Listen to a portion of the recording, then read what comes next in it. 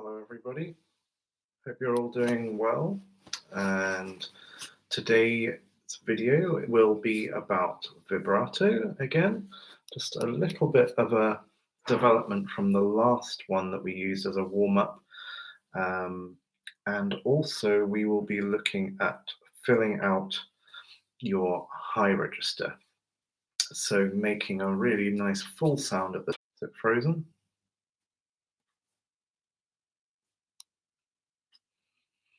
Is it working now?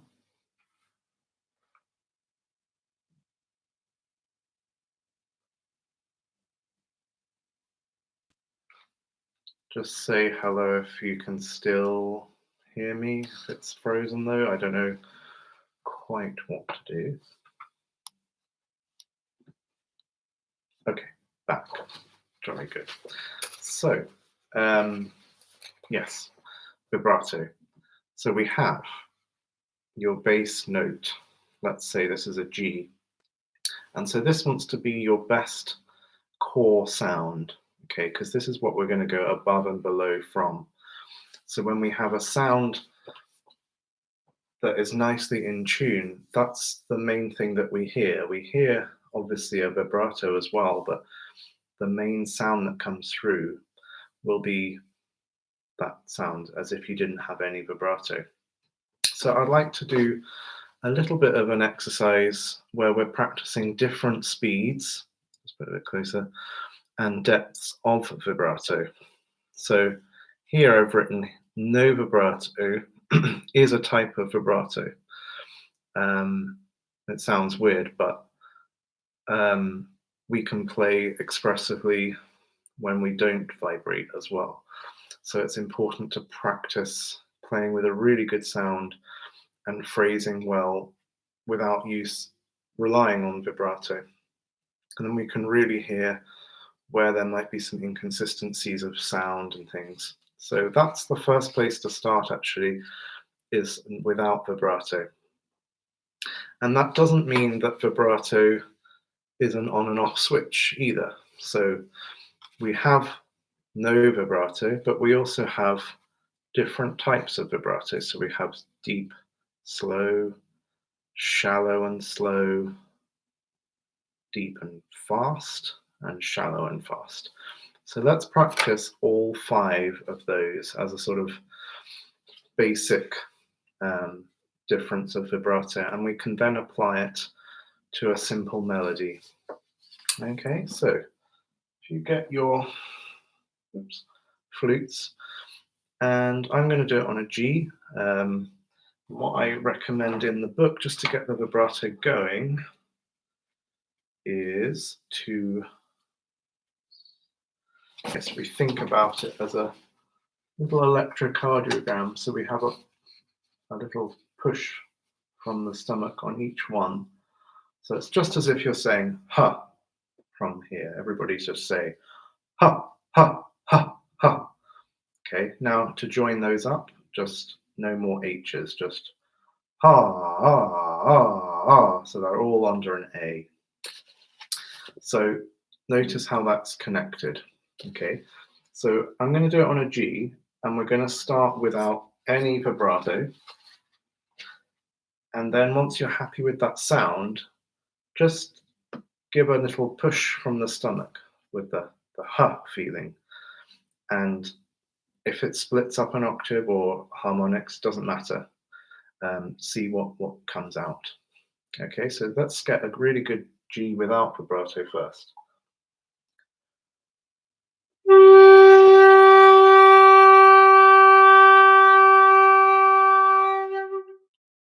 Okay, and keep holding that, and then just in your own time, just pulse some vibratos. Doesn't have to be in a strict time.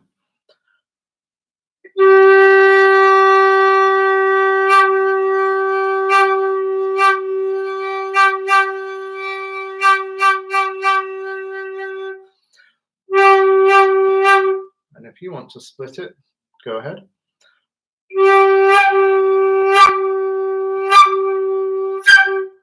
So you can get, sorry if that came out super loud, but you can get all of those just to get the stomach area working here. Now just keep it within that G, but still a little wave of vibrato. Again, don't worry about the rhythm of your vibrato just yet, just occasional little pulses.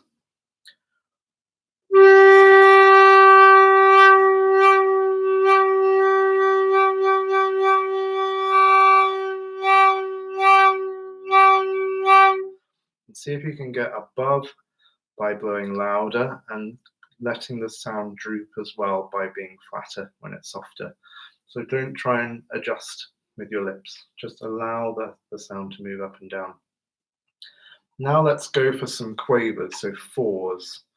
Whoa, whoa, whoa, whoa, whoa, whoa, whoa, whoa.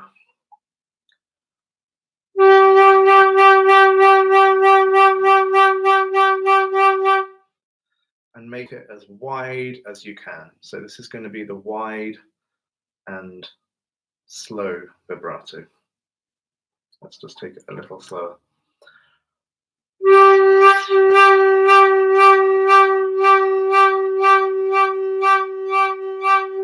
Okay, now let's not work so hard to get the deep vibrato and make it shallower. So it's a smaller change in the pitch, but at the same speed.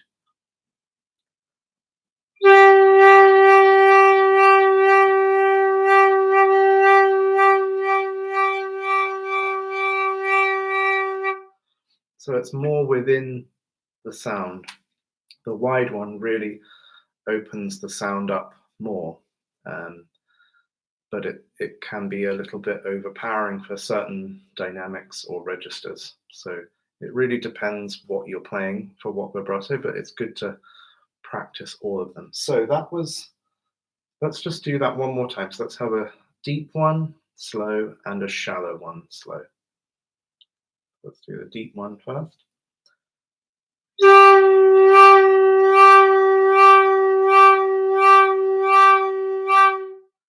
Now let's go into shallow.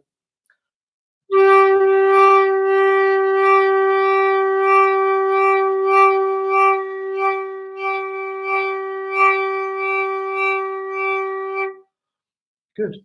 And always we've got that bass line of the good sound. Careful that you're not coming back to blowing too high, or even that. We don't want those extremes as your core sound. Always keep that core sound there at its best. Now let's do faster vibrato. So we'll do faster. Let's think of, and the wide one. So it's a little bit more effort because you have to give it some, but fast. So it's a good workout. If we think of sixes or plus, maybe eights. Let's do 8 actually. So double that speed. You do that. So whoa, whoa, whoa, whoa, whoa, whoa, whoa, whoa. Ready? That's good.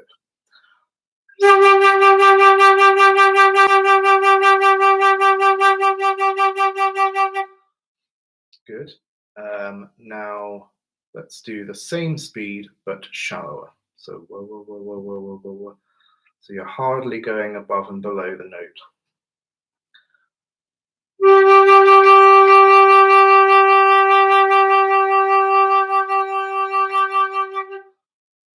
Okay, and now let's just do no vibrato again. And see if there's an automatic vibrato that creeps in, and if it does, just allow that to happen. And that is your natural vibrato perhaps, but see if you can keep it without going above and below. It's just sustained sound.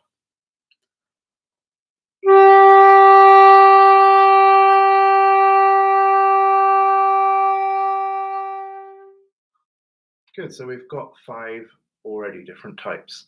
And within that, you can think of different counts of vibrato. So you might want a 7 or a 6. And I do recommend Emily Bynan's video on vibrato. It's on her YouTube channel. She's done a really detailed vibrato video, and I think that's well worth a check. So do check that out if you can. So if we apply that thinking to a melody, such as, you can do whatever you like, but something good might be Moyse 24 Studies number 6, because there aren't too many notes.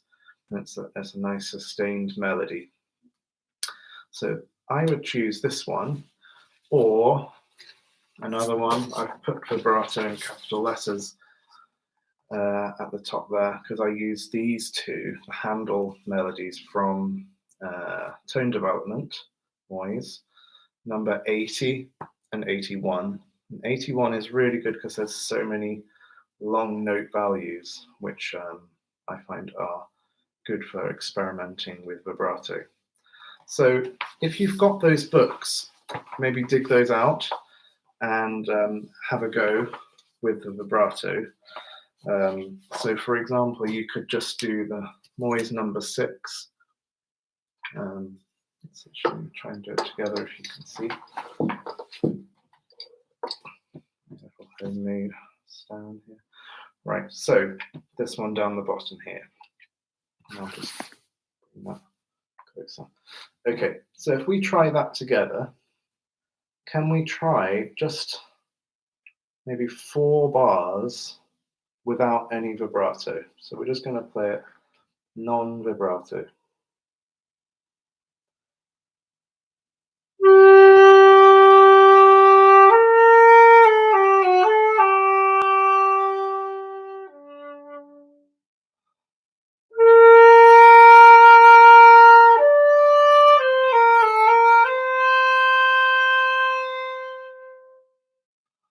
Okay, so that's the first 2 phrases there.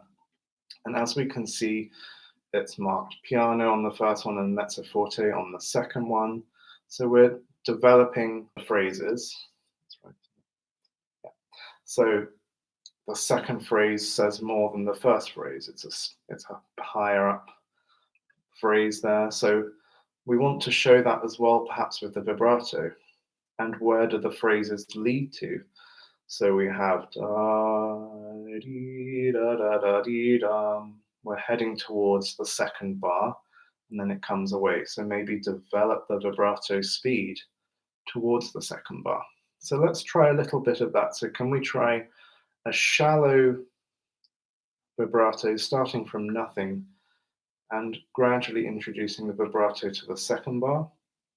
And then in the second phrase, where it starts mezzo forte, slightly wider vibrato or faster, just to hear the difference and see how that affects your phrasing. Okay, so let's try from the beginning.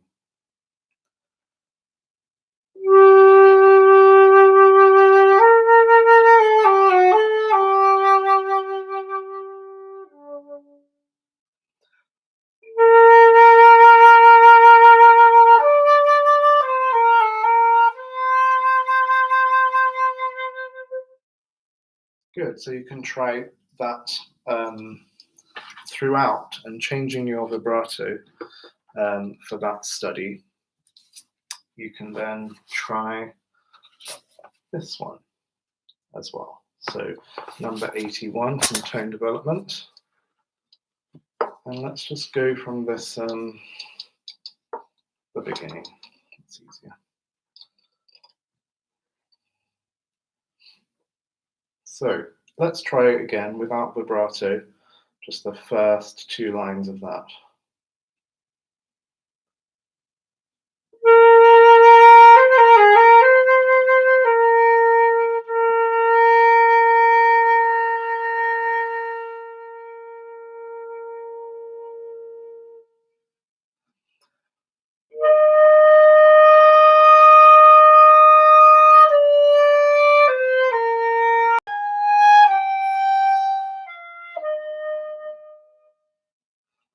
Okay, just that much is good.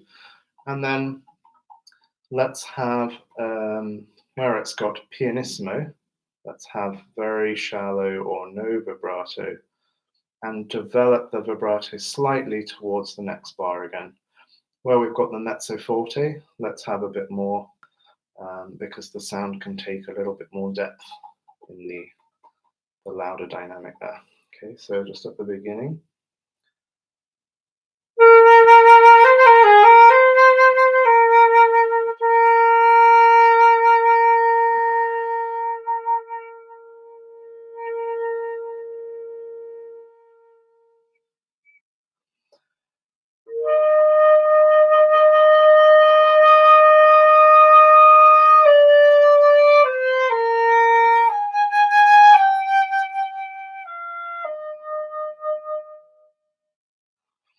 Okay, so that's how I would work on vibrato, and it's a nice way of doing it because you just have nice melodies to play, and that's what is really excellent about that book. So that is called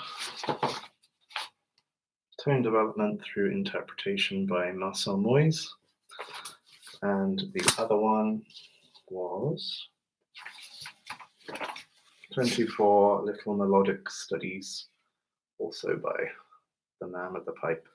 Okay, so that's a good couple of books to have in your practice library. I recommend them.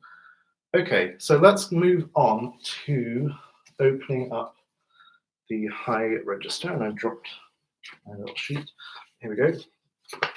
So, of course, it's going to be using harmonics. These are my favorite things to practice, especially in warm-ups. So, if we think of a high note as starting around that C there, we can practice harmonics from two different notes. So we can practice from the low C, and we can also practice from F. So let's play a harmonic of low C until you get to the higher C. So that's going to be the fourth harmonic that comes out. Okay, so low C.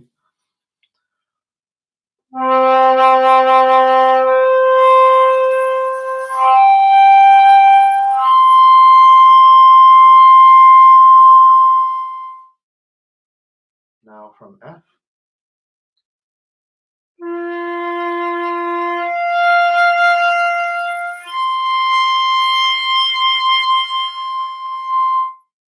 And then just play the real note, seeing if you can keep the sound the same.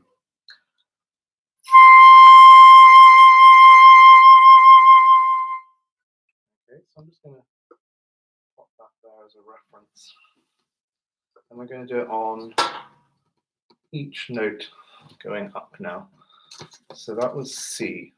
Let's do that one more time, and then we'll move on to C sharp. Ready?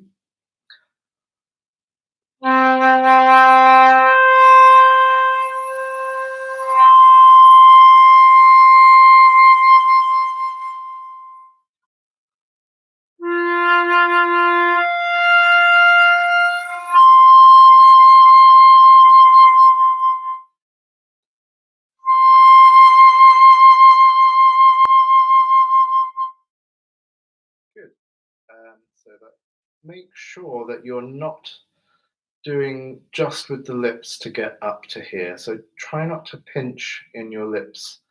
There's a certain amount of lip usage to get the airspeed, but try and feel it also from inside, so that you're not relying too much on the lips, because that makes the sound a bit small. Okay, so really feel your airspeed increasing. Guide the air up with the jaw, so push the jaw forward with the lower lip here, and then that high note will come out with freedom, and everything should be open. So I've written here as a little reminder, less lip tension, open resonators, and free airways. So think about your posture as well whilst we're doing this. Okay, next note, C sharp. So low C sharp first, then we'll do F sharp harmonics, and then play C sharp.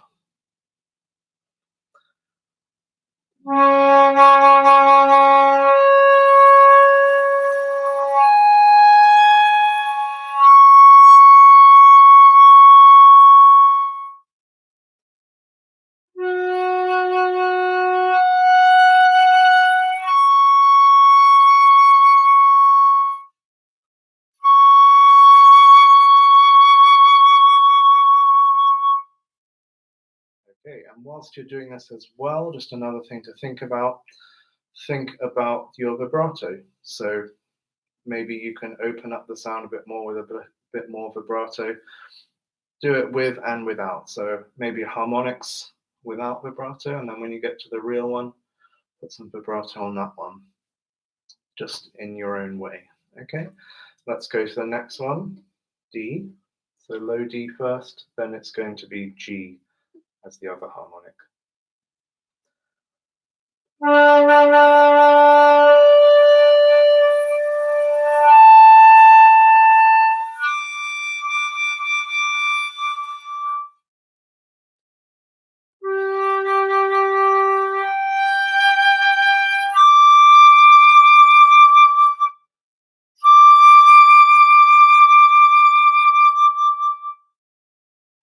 Good. So you can go through that whole gamut of the harmonics until you get up to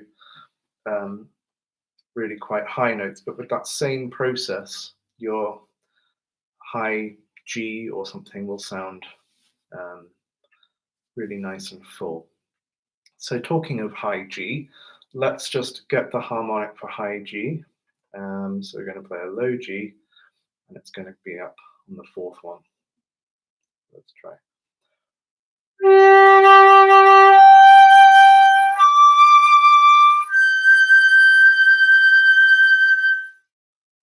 So you feel the resistance of the harmonic, but you don't push against it. You just send your air out really fast and really free. And it's going to be nice and loud. So don't be shy about that.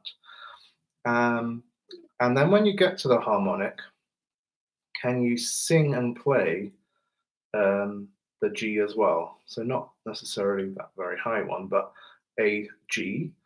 So when you get there,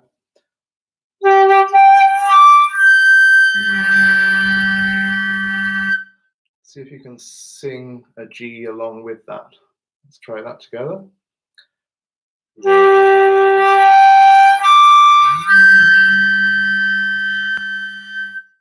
And then, as you're holding that G, sing an arpeggio of G major as you're playing the top G. Okay, so let's try that.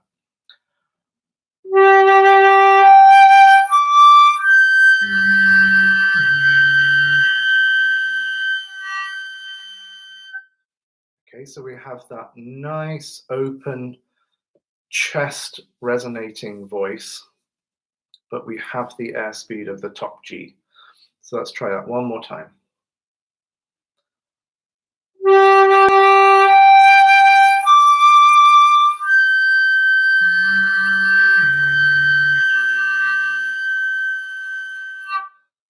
Okay, and then just play your G after that.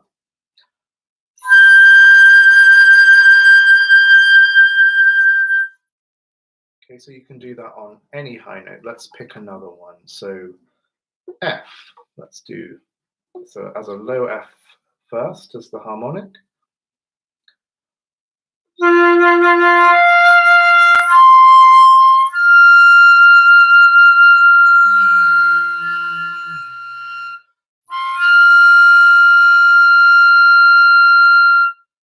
then play top F.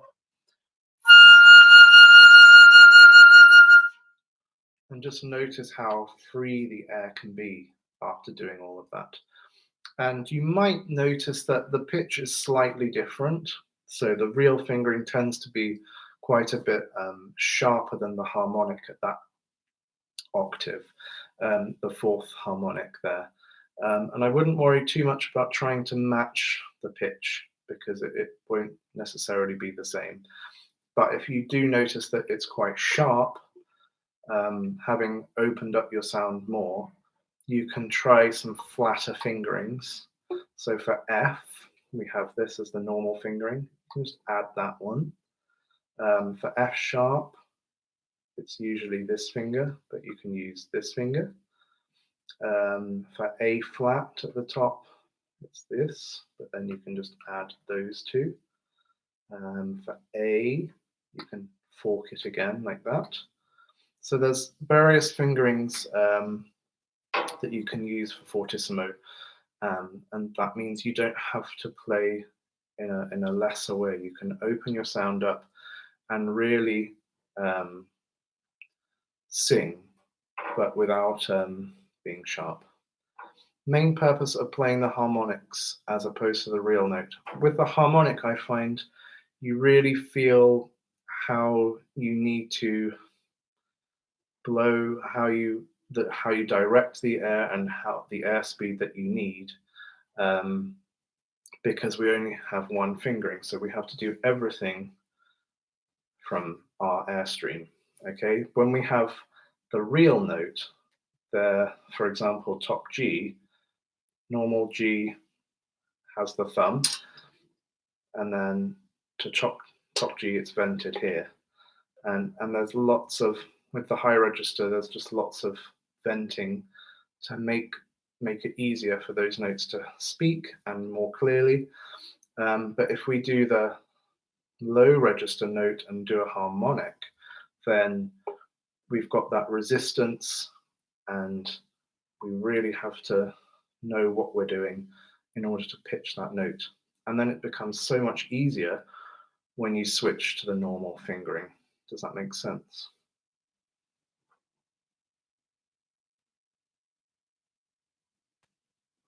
Okay, so if you have any questions like that, please do ask. Okay, good. A little bit worried that I didn't answer the question properly, but yes, please do ask away, because I'm happy to answer any questions. So that's something, you don't have to do harmonics, of course. You could just do singing and playing with the real note, and that would be equally good.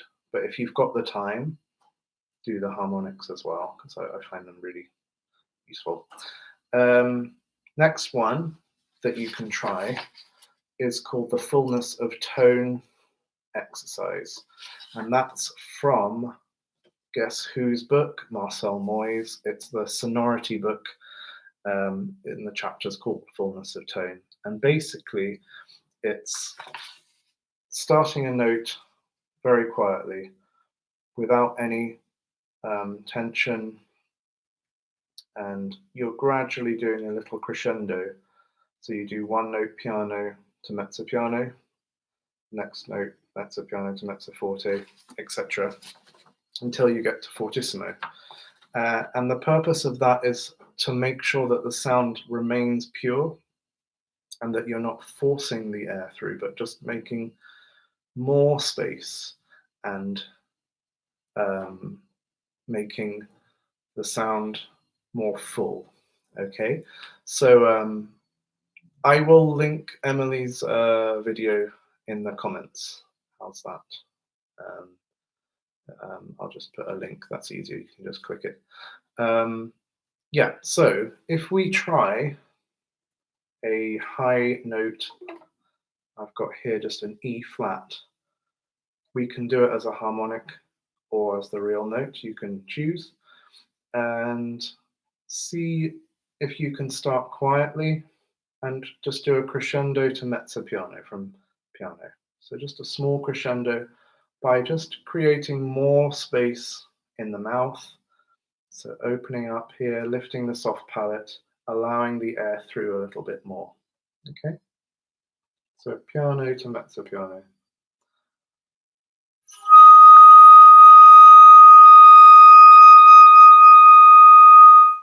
So don't go any further than that. Then from that point, mezzo piano, you're going to open up the sound a little bit more to mezzo forte.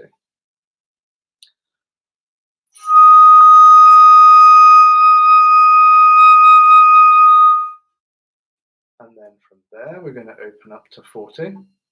Again, don't push the sound, just allow more air through.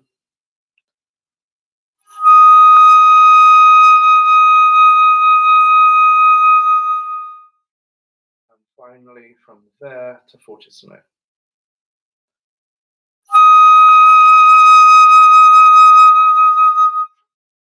So we've got there, but we haven't pushed the sound or forced it in any way along from the piano all the way to there. So that's a really good exercise, and you can do it on all notes. Moyse does about 3 notes in each register, something like that, and you can practice that for all notes. So if you find it difficult to change the dynamic in the low register, you can do it on your low notes as well, middle register, and make sure that the pitch doesn't change either. So we don't want it getting sharper as you play louder. So a little attention to how you use your jaw, dropping the jaw as you get louder, just to get the air directed down a bit more. And that also helps create more space. So that is something I would practice for your high notes. If you do have any questions about that, please comment in the comment section. And tomorrow we have Enescu, Cantabile and Presto warm-up, along with question and answer session at the end. So please do send your questions through. Okay, so I'll see you tomorrow.